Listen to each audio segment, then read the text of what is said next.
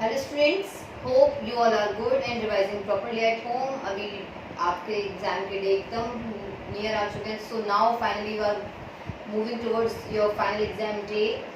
So today the topic which I have considered for you is the political movements which took place from 1919 to 1947, and these political movements played an important role to bring out India freed, to bring the freedom in India. तो जो 1947 में India completely free हुआ था, उसके पीछे ये reasons, ये political movements हैं.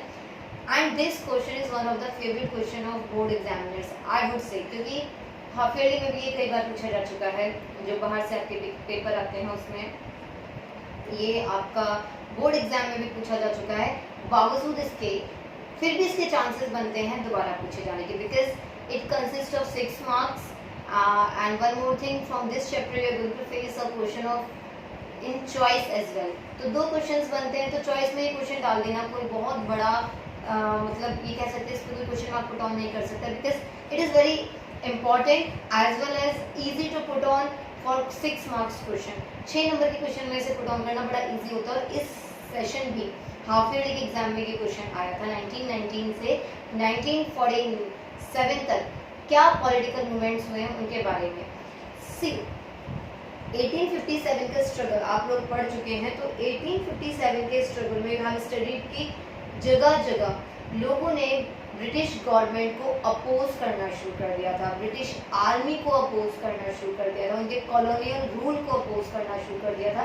दे केम फेस टू फेस, मतलब इंडियन रिवोल्यूशनरीज, जो इंडियन क्रांतिकारी थे, वो ब्रिटिशर्स के फेस टू फेस उन्होंने उनके साथ क्या किया था, they got against face to face against the britishers. तो ब्रिटिशर्स के सामने एकदम फेस टू फेस आके उनसे लड़ाई भी की थी. इनिशियली क्या हुआ था, इनिशियली हम सभी इंडियन रिवोल्यूशनरीज क्या हुए थे, they got you will say they got Britishers suppressed. And one more thing is that initially they got succeeded in their actions, in their objectives. सबके जो जो ऑब्जेक्टिव्स थे, वो जो चाहते थे, इनिशियली सब क्या हुए थे, सक्सीड हुए थे.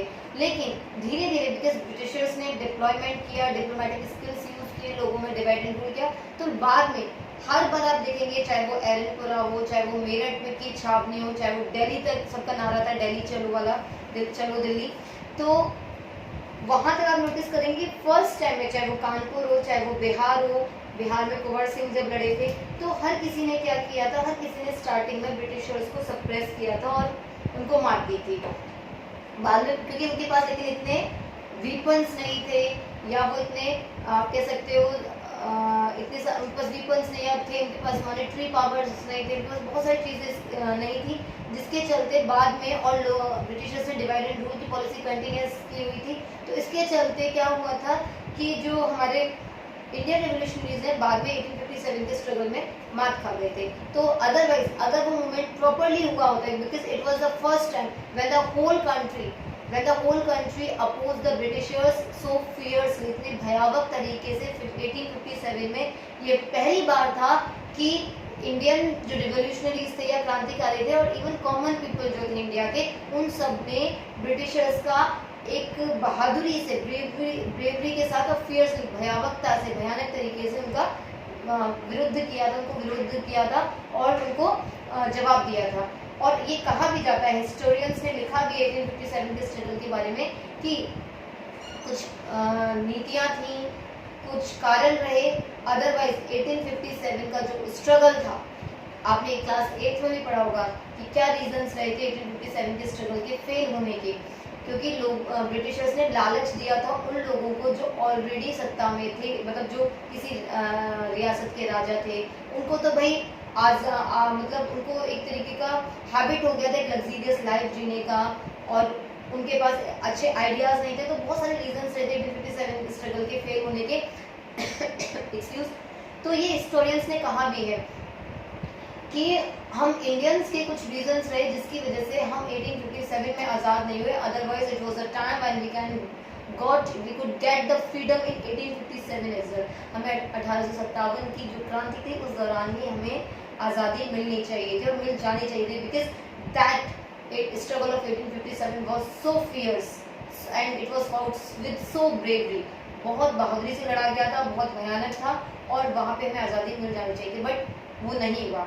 उसके बाद 1947 में when we got complete freedom, जो हमें complete freedom मिली, when India got completely freed, India पूरी तरह से आज़ाद हुआ, तो एक साथ नहीं हुआ. 1919 से लेके 1947 तक कंटिन्यूसली कुछ मूवमेंट्स ऐसे होते रहे. उन मूवमेंट्स ने ब्रिटिशर्स को अपोज करना शुरू किया, मूवमेंट्स के थ्रू इंडियंस ने, और ब्रिटिशर्स सप्रेस होते रहे. और इस तरह से बहुत सारे मूवमेंट्स से ब्रिटिशर्स ने लास्टली आकर फिर इंडिया को क्या दिया, फ्री कर दिया, इंडिया को फ्री कर दिया. So political movements from 1919 to 1947 की जब बात करते हैं तो सबसे पहला था रॉलेट एक्ट. रॉलेट एक्ट 1917 में रॉलेट एक्ट आया. 1917 में रॉलेट एक्ट आया. एक्चुअल में ये क्या था Rowlatt act? Let me tell you कि देखिए, अगर आप हिस्ट्री उठा के देखेंगे तो ब्रिटिशर्स ने कभी भी, most of the time Britishers ने जो युद्ध लड़े हैं, whether it was in world war second और वर्ल्ड वॉर फर्स्ट, उन्होंने क्या किया है, they didn't take part in the world war on themselves. They took the assistance of Indian soldiers for the world wars.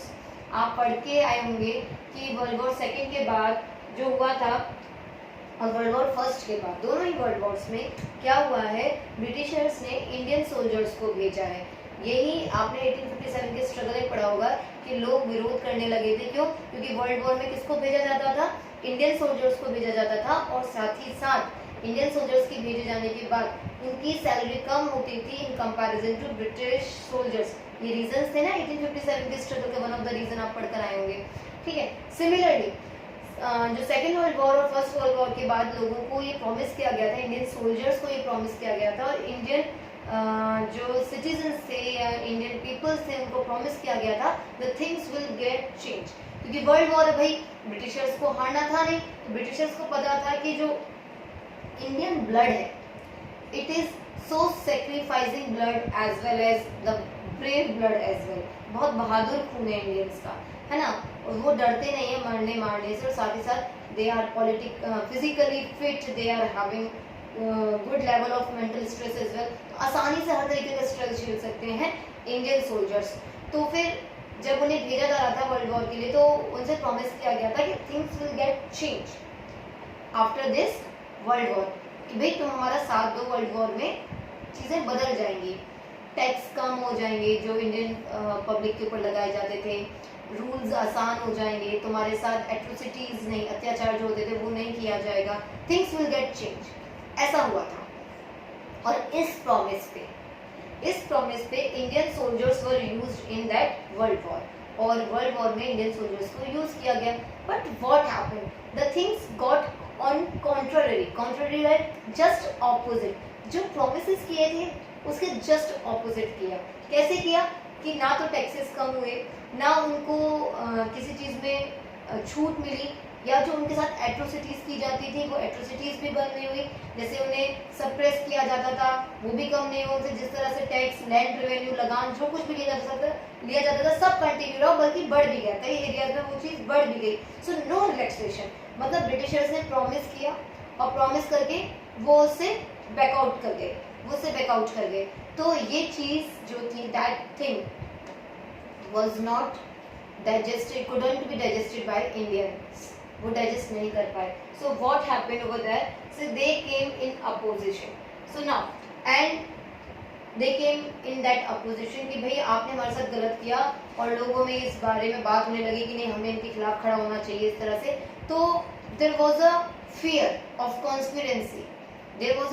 Conspiracy, in the britishers को ये डर था कि कोई षड्यंत्र ना करे. क्योंकि लोग क्या कर रहे थे, लोग एक दूसरे को जागरूक कर रहे थे कि हमसे ये वादे किए गए थे, and Britishers didn't stand on their promises, और वो अपने वादे पर खरे नहीं उतरे. सो व्हाट हैपेंड, 1917 में एक कमिटी एस्टैब्लिश की गई under Sydney Rowlatt, under a britisher Sydney Rowlatt. Sydney Rowlatt के अंडर में वो उसके चेयरमैन थे, और सिडनी रॉलेट के अंडर में एक कमेटी स्टैब्लिश की गई. कमेटी का गठन हुआ और ये कमेटी जो 1917 में बनी थी, ये जो पास हुई 1919 में, 1919 में ये पास ऑन हो गई कि हाँ भाई ऐसी कमेटी जो है, इसको अप्रूवल मिल गया कि हाँ ऐसी कमेटी है। और इस कमेटी के बारे में मैं बताती हूँ आपको। इस कमेटी के अंदर जो ये था कि कोई भी लोग अगर ग्रुप्स में दिखाई देते हैं 3 और 4, तो उनको तुरंत क्या किया जाए, they should be put in jail under the prison. उनको प्रिजनमेंट देना चाहिए, तुरंत जेल में डाल देना चाहिए। किसी भी व्यक्ति पे संदेह होने पर कि इसके ऊपर संदेह है, ये कोई षड्यंत्र कर सकता है, सिर्फ डाउट होने पर ही आप उसे जेल में डालेंगे। और ऐसे व्यक्ति को अपने लिए अपील करने का, जो अपीली जुरिडिक्शन आप पढ़ चुके हैं, ये करने का भी प्रोविजन नहीं है। ना अपने लिए कोई लॉयर हायर करने का प्रोविजन है, ना कोई अपील करने का प्रोविजन है। संदेह किसी व्यक्ति पर अगर, if there will be only doubt on any of person that he can or she he or she could be involved in any of the conspiracy, so doubt के बेसिस पे उसको जेल में डाल दिया जाएगा और उसके लिए कोई जांच पड़ताल नहीं की जाएगी, उसको अपील करने के प्रोविजंस नहीं होंगे, उसको लॉयर हायर करने के प्रोविजंस नहीं होंगे। इसका मतलब क्या होगा, ये एक तरीके की डिक्टेटरशिप हुई ना।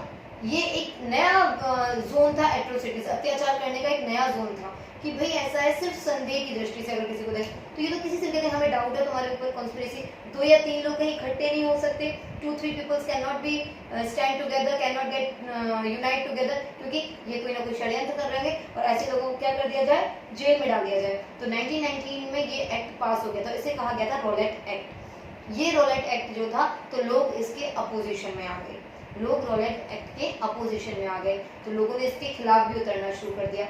ये पहला मूवमेंट था। लेकिन रॉलेट एक्ट से ही इंस्पायर होकर दूसरा मूवमेंट हुआ, दैट इज जलियांवाला बाग मैसेयर।